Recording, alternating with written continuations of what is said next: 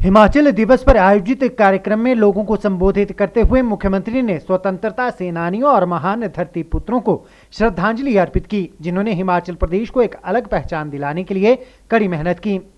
उन्होंने प्रदेश के प्रथम मुख्यमंत्री डॉक्टर यशवंत सिंह परमार को भी स्मरण किया, जिन्होंने हिमाचल प्रदेश को विशेष दर्जा दिलाने के लिए आंदोलन को बड़ी दिशा दिखाई। उन्होंने कहा कि हिमाचल प्रदेश ने अस्तित्व में आने के उपरांत शून्य से अपनी विकास यात्रा आरंभ की।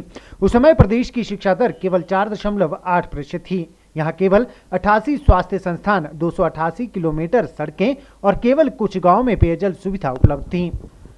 उस समय विद्युत सुविधा भी केवल 6 गांव तक ही सीमित थी और प्रति व्यक्ति आय मात्र 240 रुपए थी। आज हिमाचल प्रदेश को देश के सबसे समृद्ध और प्रगतिशील राज्यों में आंका जाता है। आज यहाँ 38,470 किलोमीटर सड़कों का जाल बिछने से राज्य के 14,010 गांव और 99% पंचायतों में सड़क सुविधा उपलब्ध करवा दी गई है, जबकि शेष पंचायतों को जल्द ही सड़क सुविधा प्रदान की जाएगी। मुख्यमंत्री ने कहा कि सभी युवाओं को सरकारी क्षेत्र में रोजगार प्रदान करना संभव नहीं है, इसलिए प्रदेश सरकार ने राज्य के 18 से 45 वर्ष की आयु के युवाओं के लिए मुख्यमंत्री स्वावलंबन योजना शुरू की है। उन्होंने कहा कि 60 लाख रुपए तक की परियोजनाओं के लिए युवाओं को 25% अनुदान, जबकि विधवाओं को 35% अनुदान प्रदान किया जा रहा है। प्रदेश में 2700 इकाइयां स्थापित की गई हैं, जिसके अंतर्गत 8,500 व्यक्तियों को रोजगार और 70 करोड़ रुपए का अनुदान दिया गया है। मुख्यमंत्री जयराम ठाकुर ने कहा कि पूरी दुनिया कोविड-19 से पीड़ित है और हमारा राज्य भी कोई अपवाद नहीं है। इस महामारी की चुनौतियों के बावजूद लोगों के समर्थन से सरकार ने बुनियादी सुविधाओं को सुचारू रूप से विनियमित करके राज्य की अर्थव्यवस्था को पुनर्जीवित करने का प्रयास किया। मंडी जिले में विकास का जिक्र करते हुए मुख्यमंत्री ने कहा कि जिला का संतुलित और तेज विकास सुनिश्चित किया जा रहा है। राज्य सरकार ने जिले में न केवल मेडिकल यूनिवर्सिटी और क्लस्टर यूनिवर्सिटी की स्थापना की है, बल्कि जिले में एक IIT भी है। कोविड-19 रोगियों की संख्या में वृद्धि के दृष्टिगत पर्यटन उद्योग पर पड़े प्रतिकूल प्रभाव को देखते हुए उन्होंने सबवेंशन योजना में 3 महीने की वृद्धि कर जून 2021 तक बढ़ाने की घोषणा की। इसके अतिरिक्त सभी होटलों, पर्यटक लॉजेज और पर्यटक इकाइयों के मांग शुल्क को 2 महीने के लिए स्थगित किया जाएगा। मुख्यमंत्री ने कहा कि बाद में आसान किस्तों पर भुगतान का प्रावधान किया जाएगा। डिमांड शुल्क के स्थगन की सुविधा प्रदेश के निजी स्कूलों को भी उपलब्ध होगी। जयराम ठाकुर ने कहा कि कोविड महामारी का दुष्प्रभाव परिवहन क्षेत्र पर भी पड़ रहा है। उन्होंने घोषणा की कि परिवहन व्यवसायियों के लिए भी योजना तैयार की जाएगी, ताकि उन्हें भी आसान शर्तों पर आर्थिक सहायता प्रदान की जा सके। उन्होंने यह भी घोषणा की कि राज्य परिवहन में लगने वाले राज्य सड़क कर में अप्रैल से जून महीनों तक 50% की छूट दी जाएगी। इसके अतिरिक्त कॉन्ट्रैक्ट कैरेज और टैक्सियों आदि को भी यात्री कर में अप्रैल से जून तक 3 महीने के लिए 50% की छूट दी जाएगी। सर्वप्रथम मैं आप सभी प्रदेशवासियों को हिमाचल दिवस की हार्दिक शुभकामनाएं देता हूं तथा प्रदेशवासियों के उज्जवल भविष्य की भी कामना करता हूं। 15 अप्रैल हम सब हिमाचल वासियों के लिए एक ऐतिहासिक और चिरस्मरणीय दिवस है।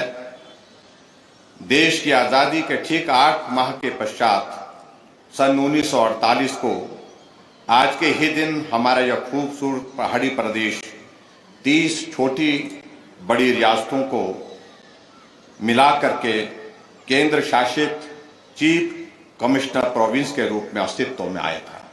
हिमाचल को अलग राज्य के रूप में स्थापित करने में तत्कालीन नेतृत्व के साथ साथ प्रजामंडल आंदोलन के नायकों व आंदोलनकारियों और यहाँ की जागरूक जनता ने बहुत महत्वपूर्ण भूमिका निभाई है।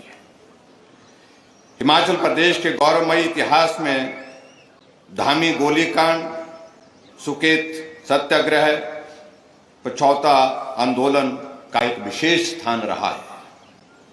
मैं हिमाचल दिवस के इस पावन अवसर पर हिमाचल निर्माता और प्रदेश के प्रथम मुख्यमंत्री डॉक्टर यशवंत सिंह परमार तथा उन सभी महानुभावों के प्रति कृतज्ञता व्यक्त करता हूं, जिन्होंने प्रदेश की अलग पहचान के लिए अपना बहुमूल्य योगदान दिया है।